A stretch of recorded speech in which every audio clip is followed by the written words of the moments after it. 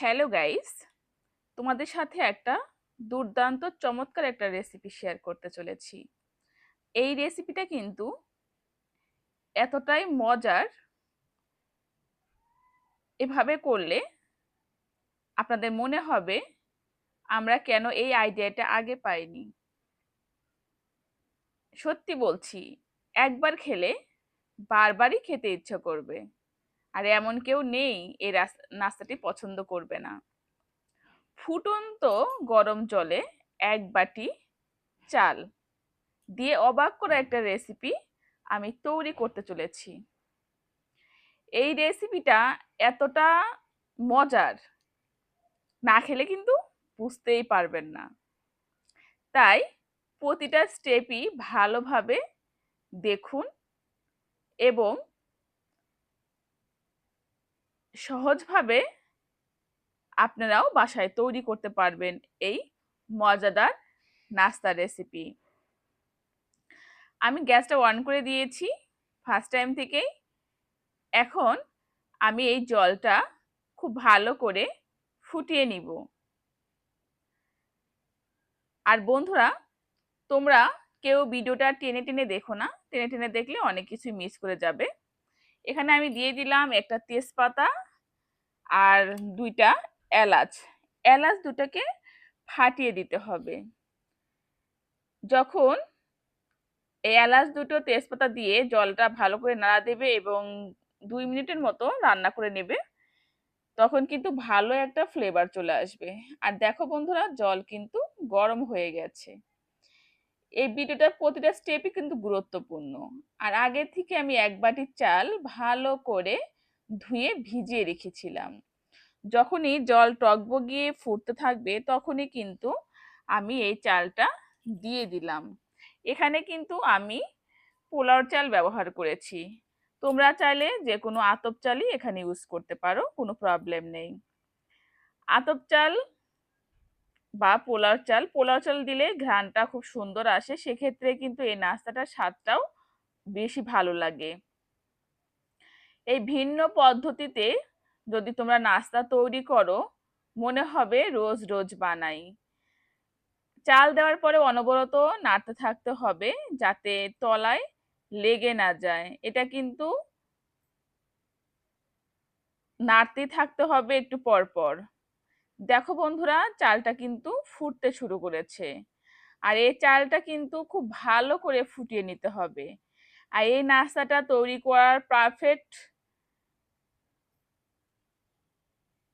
যে টিপসটা, সেটা কিন্তু আমাদের ফুল ভিডিওটা দেখলেই বুঝতে পারবে। দেখো বন্ধুরা, চালটা কিন্তু সিদ্ধ হওয়ার মধ্যে। আশা করছি চাল দেখেই বুঝতে পারছো।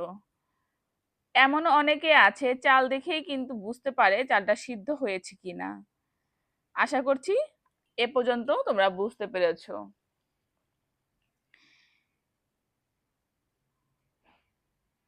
এটা কিন্তু আমি অনবরত নাড়ছি, আর এটা কিন্তু খুব সুন্দর একটা ফ্লেভার চলে আসবে, যেহেতু আমি এলাচ দিয়েছি। এলাচ দেওয়ার কারণে কিন্তু সুন্দর একটা ফ্লেভার চলে আসবে বন্ধুরা। এ পর্যায়ে আমি কিছু সময় চালটা আরো বেশি করে ফুটিয়ে নিব। চালটা আমি আরেকটু সিদ্ধ করে নিব। দেখতে পাচ্ছ চালটা কিন্তু আরো সিদ্ধ হয়ে গেছে। চালটা যদি সিদ্ধ না হয় তাহলে কিন্তু পারফেক্ট ভাবে এই নাস্তাটা তৈরি করা যাবে না। এই জন্য চালটা ভালোভাবে সিদ্ধ করে নিবে। আর এখানে আমি 10-12 চামচের মতো পাউডার দুধ অ্যাড করে দিব। এখানে যত বেশি পাউডার দুধ দেবে ততই বেশি এই নাস্তাটা কিন্তু খেতে মজা হবে। আমি ভিন্ন স্টাইলে ভিন্নভাবে কিন্তু এই নাস্তাটা তৈরি করছি। তোমরা বিভিন্নভাবেই তৈরি করে দেখেছো, কিন্তু এই রকম ভাবে তোমরা একবার তৈরি করে দেখতে পারো। একবার খেলে কিন্তু মুখে লেগে থাকবে এই দুর্দান্ত মজার নাস্তা রেসিপি। আমি এখানে 10-12 চামচ দুধ দিয়েছি। এটা ভালো করে মিশিয়ে নিতে হবে এবং ভালো করে যে চালের সঙ্গে কিন্তু ভালো করে ফুটিয়ে নিতে হবে বন্ধুরা। এখানে দুধ যদি ভালো করে জাল করে না নাও চালের সঙ্গে, সেক্ষেত্রে কিন্তু পাঞ্চে একটা ভাব থাকবে আর কিন্তু খেতে ভালো লাগবে না। আর এ পর্যায়ে গ্যাসের আঁচটা কিন্তু মিডিয়ামের থেকে একটু বেশি থাকবে, আর অনবরত কিন্তু নাড়তে থাকতে হবে। খুব সুন্দর করে দেখতে পাচ্ছ বন্ধুরা, দুধটা কিন্তু একদম সুন্দর ঘন হয়ে গেছে। আর দেখো চালগুলো কিন্তু একদম ফুললি সিদ্ধ হয়ে গেছে। এ পর্যায়ে আমি দিয়ে দিব 1 বাটির একটু কম চিনি। এখানে আমি লাল চিনিটা ব্যবহার করছি। লাল চিনি দেওয়ার কারণে কিন্তু মিষ্টিটা কিন্তু বেশি হবে। লাল চিনি মিষ্টিটা কিন্তু একটু বেশি, আমরা সবাই জানি। এই জন্য আমি 1 বাটির একটু কম লাল চিনি দিয়ে দিলাম। তোমরা মিষ্টিটা তোমাদের কেউ মিষ্টি বেশি খায়, আবার কেউ মিষ্টি কম খায়। তোমরা তোমাদের পরিমাণ মতো কম বেশি করে মিষ্টিটা দিয়ে নিবে।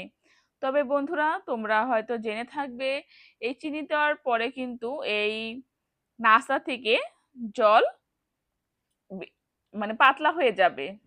এজন্য কিন্তু এটা কিন্তু 5-6 মিনিট ধরে ভালো করে রান্না করে এই নাস্তাটা ঘন করে নিতে হবে। তোমরা অবশ্যই বুঝতে পারছো আমি আসলে কি ধরনের নাস্তা তৈরি করতে যাচ্ছি।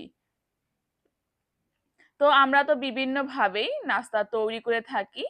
তো এইভাবে নতুন ভাবে তোমরা একবার নাস্তাটা তৈরি করে দেখো বন্ধুরা, অনেক মজা লাগে এই নাস্তাটা।